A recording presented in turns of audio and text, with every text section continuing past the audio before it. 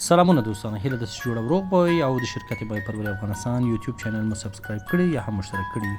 دوستانو مخکنۍ ویډیوګانو کې مونږ یادونه وکړه چې څنګه فرض مثال مایان قرنطین شي یا هم فرض مثال څنګه علاج وشي هېڅکله په مختلف مرضیانو باندې اخته کیږي. په دې ویډیو کې تاسو ته ښیو چې څنګه مونږ او تاسو هغه مایان چې مرضي پرمختګ کړی وي او ډېر مخته تللی وي نو څنګه د هغو علاج مونږ وکړو. دوستانو دغسې مونږ قرنطینه ورته جوړوو. داسې یو تشت کې مونږ پوتاشیم پرمنګنات محلول جوړوو نو په هغې کې مایع د 1 دقیقې 2 دقیقو دپاره مونږ په دې کې ساتو. پس د هغه نه بیا نور حوضو ته انتقالوو تر څو هغه د مرضي د انتشار نه جلوګیري وشي یا هم هغه مرضي نورو ته ورنشي.